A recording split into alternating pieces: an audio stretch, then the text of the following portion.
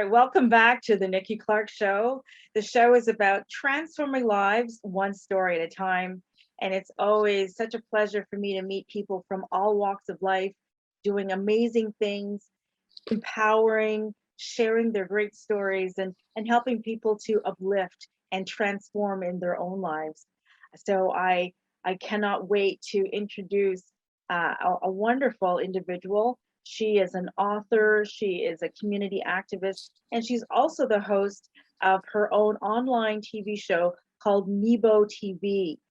She just recently launched an amazing book called The Great Benin, the Alcazar of Post-Colonial Culture and its relationship with the Europeans since 1400 AD. And you can see a little bit of the cover behind me. Please welcome Nekpen Obasogie. Thank you so much for joining us today.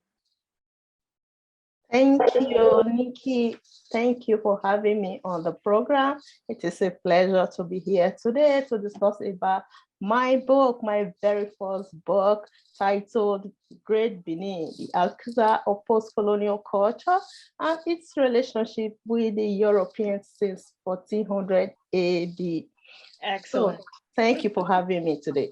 Oh, it's such a pleasure. And thank you so much. And I want to make sure I pronounce your name. It's Nekpen.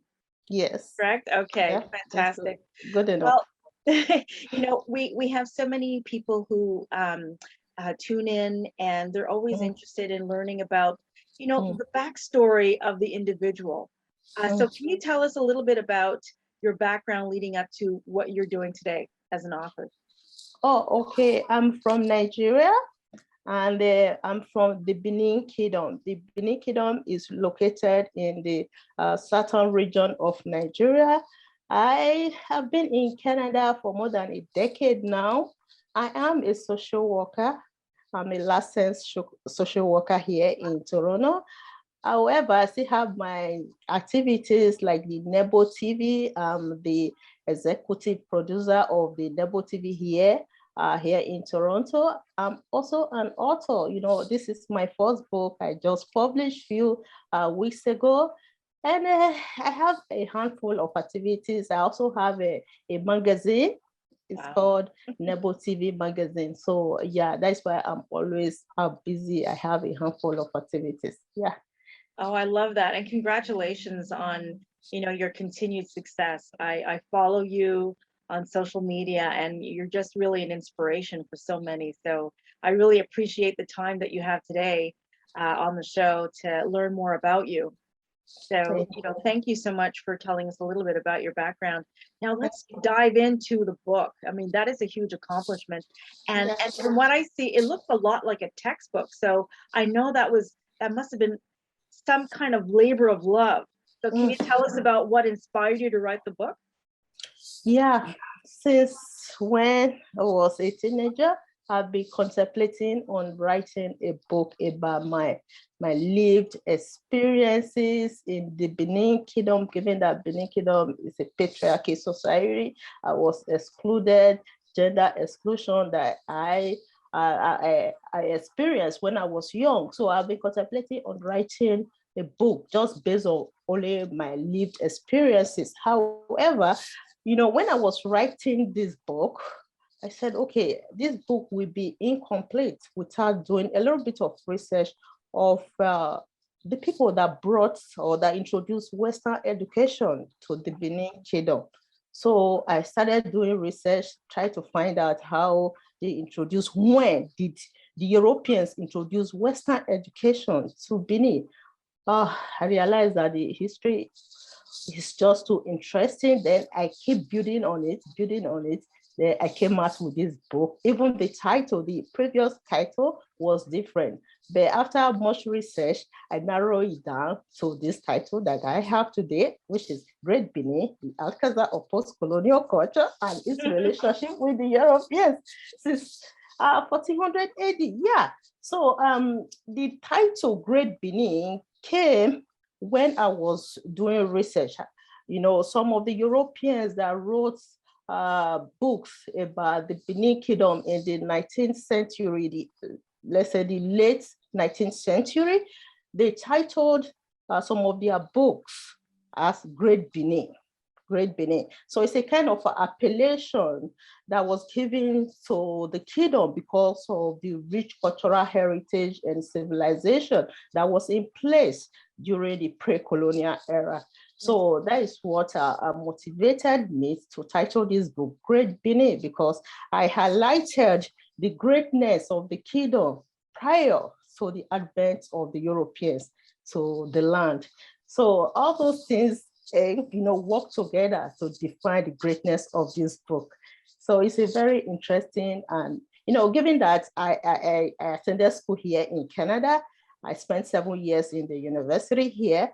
With my experience writing essays and everything, it was a perfect time for me. So, my experience is bringing it into my own book this time. So yeah, as I was writing the book, I said, okay, this book will make a very nice textbook in the school system. So I was even lucky that the first day I sent this book to my editor, after reviewing the book, the first thing she told me, said, this is a perfect textbook, history book. So we have to structure the book to meet the requirement or the school standard here in North America. That is what we did with the book. Yeah. Fantastic. So the book took you how long to publish from start to finish? How long was that? I would say during the COVID period, that was last year, during the lockdown, staying home, doing nothing. So I started writing the book. I've been, like what I said earlier, that it's something that is like, I'll be contemplating on writing this book. So last year, because of the COVID and the lockdown, I started writing more, doing the research, and they sent some resources for me from Nigeria. Some of the books, majority of the books I cited in this book were written in the 19th century. In the 19th century, they are very old, more than 100 years, some of the books. So yeah, they sent some for me from Nigeria, while some I found in the internet. So yeah, that's what I did. Last year was very good for me and a very perfect time. We were all relaxed at home. So I started writing it during, was it on April, May, June? Started writing the book. So it was not, there was a certain time whereby this book became a kind of a full-time job for me. A full-time job. I'm telling you, every day I will wake up like this, start writing. It's not easy to write a book, especially non-fiction book. Yes. Non-fiction book, you have to be extremely careful with the way you treat the references, the citation, the quotes, the fact-checking. I keep calling people in Nigeria, asking them, when did this happen? When did the other thing happen? Because in this book, I want to bring something new to the audience. I want to bring something that you cannot find in any other book. So that is what I was trying to achieve in this book. But it was not easy for me. Yeah. Thank God. Yeah. Well, like I said, I have so much admiration for you to, follow through, with the discipline of writing a book. It really takes a lot of effort. And like you said, like it's not like fiction where you can, lean on your imagination. You have to be so thorough with the facts, right? You have to be very careful with accuracy. So it's really a huge accomplishment. Now let's talk about some of the themes in the book. Oh, yes. Fascinating themes in the book, many fascinating themes.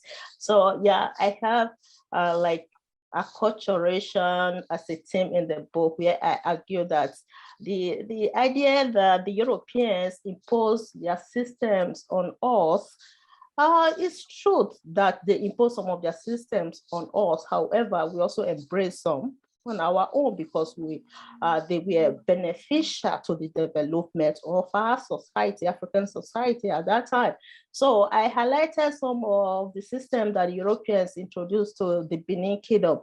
I will reiterate the Benin Kingdom because some people are mistaking this Benin Kingdom to the Republic of Benin. In Africa, there is a country called the Republic of Benin is a country in West Africa, while the Benin Kingdom is located in Nigeria. Nigeria. Okay. I want to make that very clear to the audience today, in case you are saying, oh, Benin, the Republic, because many people have approached me saying that, do you mean Benin, the Republic of Benin? No, it's different. We have two Benins in Africa. The Great Benin, you can either call it the Great Benin Kingdom or the Benin Kingdom. So the other one is a country. It's called the Republic of Benin. Benin. Okay. Yes, I want to make that very, very important that people know what I'm talking about. So I lost my thought of my line of thought. Okay, yeah, this book, you know, when I was doing the research, I input many themes, especially the subtitles in the book. So we have acculturation, like what I just said. I have a colonialism, you know, you can say even the title says that, you know, the post-colonial culture, how the Europeans colonized the Benin Kingdom, the British colonized Benin Kingdom in 1897, the punitive expedition where they invaded Benin. So I discussed about that, some historical facts, some pictures. There are a lot of pictures in this book. It's even some original pictures that we are taken during the period of invasion when the British invaded Benin. I have a lot of pictures in this book. We also did a kind of illustration to tell the story, because there are, you know, telling the story, people like the visual aspect of a book whereby they see what, yeah, you know, the story. So we also incorporated illustrations in the book. I talked about the patriarchy, because according to my research and my own personal experience in the Benin Kingdom, patriarchy arrangements of the Benin Kingdom predated the advent of the Europeans in the land. You understand that? Yes. So that is what I lean on. I realized that no historian in Benin has discussed about this aspect of the Benin history. When we talk about, you know, patriarchy, mostly in Africa, people don't want to talk about it. And the history, when it comes to writing history books like this, you know, is dominated by the men. You see, the men, even since I wrote this book, I've been stereotyped. Some people are, you know, addressing me as Mr. Nekpen. Wow. Because, well, you're no mister to me. Yes. No, those who are strangers to me, they have been stereotyping me, because you barely see a female writing history book like this. Wow. In Africa. Yeah. So yes. It's a little astounding for some, like you said, coming from that tradition, the patriarchal tradition, to conceive of the idea of a book written by a female. That's what you're saying. Yes, exactly.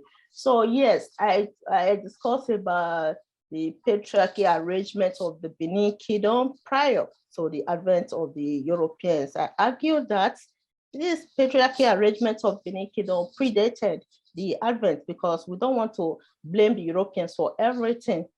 As people are saying that Europeans introduced their norms and values to African people, but what about some of the traditions that were in place prior to the advent of the Europeans, which is what I also argued about in this book. I make this book a little bit unique, that something that you will read that you haven't seen or read in many books written based on the history of Benin. That's why many people embrace this book. I received a lot of support from the Benin people, the Edo people, during my first launching. Oh my God, I've never seen anything like that before. They were so generous. Some of them even came to celebrate me. It was a book launch, for Christ's sake.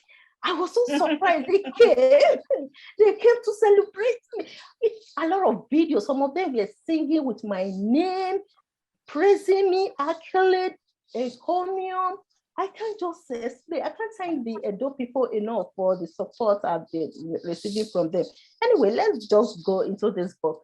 So the patriarchy society, what else? I discussed about colonialism, the acculturation, colonial violence. Depend on how anyone how you want to approach this book. There are a lot of themes in the book. I also discussed about the pre-colonial era, the political and social arrangement of Benin Kingdom, the civilization that was in place prior to the arrival of the Europeans to the kingdom. What amazed the Europeans, because when they came, the Portuguese were the first trend of the Europeans that visited Benin in the late 15th century. So they were stunned with what they saw in the kingdom, the civilization, the unique method of preserving history in the Benin Kingdom, like artifacts. You can see from the background of my studio here, I have some artifacts. This is what we are known for. I was going to ask you about them. Yes, this is what we are known for. So these are some of the things that they met in the kingdom in the late 15th century that amazed the Europeans. So there are a lot of things in this book. It's very, very, even my editor, she was amazed. She was amazed. So yeah, there are a lot of themes in this book, and the book is very interesting. Fantastic. Well, I am so thrilled to know the reception that you're receiving. You know, I mean, I'm a fan of yours, but it must be so heartwarming to know that, you know, the Edo people and beyond, you know, the community are welcoming this. They're so ready for it. It's a breath of fresh air in terms of just the approach that you've taken. And I'm just so excited to see what else is going to evolve from the book. So you had your book launch, which was a great success. And what's the next step now? The next step, they just invited me, the Edo people, they invited me to come to California for the second launching. Many people are interested. So even some that attended the first one, they are also willing to join the second launching. The way I received support from the Edo people, continue to receive support from them. I can't just explain, I can't thank them enough. I keep saying it. I said, God, I told one of my friends yesterday, I said, how will I thank my Edo people for all this support, you know, financial support, everything they are supporting me. She said, you know what, send them a message, thank you message. I said, do you think that is enough? So that is the only thing you can do, Nekpen, that is the only thing. Just tell them thank you. God knows that you appreciate them from your hearts. So I so much appreciate them. The number two thing I'm looking forward to achieve with this book, because I just completed my master's in 2019 at York University. Congratulations. My plan is to take my PhD probably next year. I was going to suggest that. I mean, with this book, you have to have a doctor title. Definitely. Yes. Yeah. So next year, by the grace of God, I'm going to go for my PhD. I want to see myself sitting down in the classroom, teaching with my book. Yes. With my book from indigenous knowledge perspective. You know, it is time, African people, it is time for us to be writing our stories, because I did a lot of justice in this book, trying to fit some of our histories, the colonial people, especially the British colonists that wrote books based on the Benin history in the 19th century. It was the period of the scramble for Africa, you know, that the scramble for Africa. So they wrote a lot of stories about the Benin Kingdom, and they distorted our history. For me, it was their pretext for colonization. At that time, they were trying to write some negative things about Benin to justify colonization. So I did a lot of justice to try to fix those histories that were distorted by the Europeans at that time. So it is time for us to start writing our stories from indigenous knowledge perspective. That is what I did with this book. And you were, the world is ready to embrace it. You're taking the world by storm with this incredible piece of just history, you know, great Benin history. So thank you so much for everything you've done. Like I said, it's a huge accomplishment, and we're really, really proud of what you've done. So How has your life been transformed by pursuing this passion project? To be honest, since the launching of this book, I'm seeing myself, there's a kind of a transformation in my life since I published this book, especially after the book launch last week. Things are changing in my life right now. I'm trying to, I don't know, I'm still waiting till the second launching before I will see the picture clearly.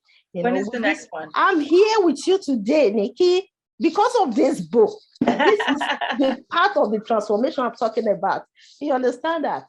So yes, since I published this book, I have even the cover. When I published the cover on social media, the cover brought a lot of people, intellectuals to me, people I don't even know before. People were, calling me, some would send me message, some will email me, so, oh my God. That is why during the launch, I had a lot of people on the Zoom because of the cover, because I published the cover like 3 months before the book itself was published. So people, anybody that sees the cover, they say, oh my God, this book is wonderful. People were posting, sharing on social media. The book was very popular. That's why I had so many people during the launching last week. So since then, since I published the cover of the book, my life has not been the same. I can see the trend, the people approaching me, people that called me, people that make friends with me these days is different from before. Yes, I think this book is changing the trajectory of my life, I would say, yes. Yes, well, you're gone from celebrity to superstar. And who knows where the trajectory is going to take you. Maybe it could be Hollywood, maybe a movie from this. You never know. I've been invited to California already. They just invited me to California. Well, there you go. So there's something happening. A great seed has been planted, and I know that you're a woman of faith. So let the good Lord guide you. Fantastic, fantastic. So tell me, how can people reach you on social media if they want to, one, buy the book, and then if they want to follow up, maybe to have a discussion about speaking engagements or to meet with you on another platform? To reach me on social media is very easy with my name, Nekpen Obasogie. Even I created a Facebook page for this book with the title of the book, Great Benin, the Alcazar of Post-Colonial Culture, on Facebook. So to reach me, my website is Nebo TV, Nebo TV spelled NEBOTV.com. Okay. So my email address is the same thing as nebotv99@gmail.com. So on Facebook, you can either contact me through Nekpen Obasogie, or you can contact me through the Great Benin. There's a page there on Facebook, Great Benin, the Alcazar of Post-Colonial Culture. So yeah, that's how people can reach me for now. And Amazon as well. This book is on Amazon. In case you want to purchase the book is $49.99 on Amazon. You can also access the book on Amazon. Some people are purchasing the book from me directly. So while some will just go to Amazon and purchase the book. But if you want to purchase the book from me, you can also contact me through my Facebook platforms or my website. Yes, everything is there. Excellent. Yeah. So I'm going to have to order a signed copy of the book and put that in my library very proudly. Put that with the other collection of books that I have. Thank you so much, Nekpen, for sharing this great achievement and your journey leading to it. I forgot to ask you one question, which we spoke about. The illustration, I think, is, like you said, is just amazing, and I think it's just very alluring. Who did the illustration for you? Oh yes, I have people in Nigeria that did that for me. I have 3 illustrators that did the illustration in the book. Yeah. Okay. Yeah. really, really wonderfully done. So thank you so much. Yeah, and some of the pictures in the book are pictures of artifacts like this. We use the artifacts to tell the story, like Queen Idia. The Queen Idia mask is here. There's the Queen Idia mask, which I discuss about in the book, because Queen Idia's story is very popular, very prominent African queen. According to my research, they say she is the second most prominent African queen, historical queen. So yeah, I discussed about Queen Idia, the history, how she is the first female warrior in the Benin Kingdom. Queen Idia made history in Benin when she fought a war. She was the first woman in the history of Benin to fight a war. Okay, and she is also the first queen in Benin to live, because prior to her time and before the son became the Oba of Benin, the son Oba Esikeye became the Oba of Benin in 1504. Prior to that time, it was forbidden for the mother of the king to live. The tradition was that they were subjecting the mother of the crown prince to death. She was not allowed to witness the coronation of her son. So during the reign of Oba Esigye, he find, he told the Benin people that never, I will never allow you to subject my mother to death just because I want to become a king of Benin. So he resisted the tradition, and the tradition was reformed. Queen Idia became the first woman, the first queen mother that lived after her husband joined his ancestors. Because in Benin, you don't say the Oba died, it's forbidden. So we say the Oba joined his ancestors. That is how, even in the book, if anybody that reads the book, you will understand. So yes, so Queen Idia made history after her son saved her life, and she became the first female warrior in the history of Benin. So that tradition today in Benin is well respected, that Queen Idia was the first female that lived, instead of subjecting the mother of the crown prince to death, you see. So there are a lot of stories in this book. Honestly, people, that is why this book is selling very fast right now, because of the content. It's very interesting. You know, I think we could talk for hours about Benin history and all the great things that you're doing. But I want to thank you again for giving us this time to learn more about the book and what you're doing. And I really wish you all the best of success. You know, like I said, I am your biggest fan, so I'll be watching you on social media, and please keep me connected with any other launch. I'd love to be there to support you. So thank you so much. Thank you for your time.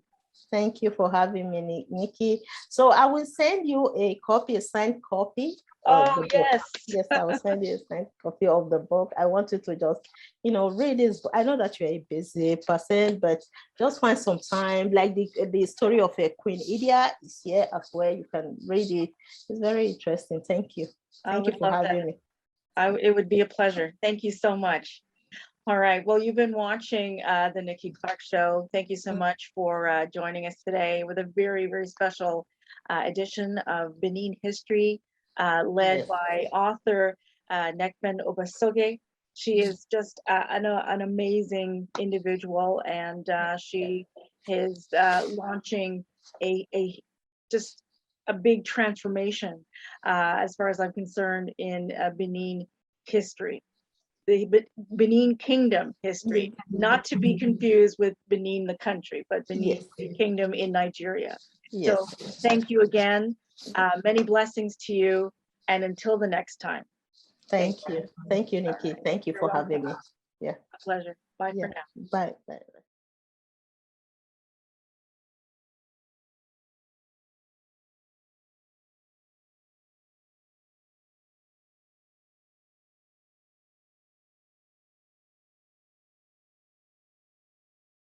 The Nikki Clarke Show, transforming lives one story at a time. If you would like to be a guest or become a part of our live studio audience, or even to become a sponsor, just go to www.NikkiClarkeNetwork.com.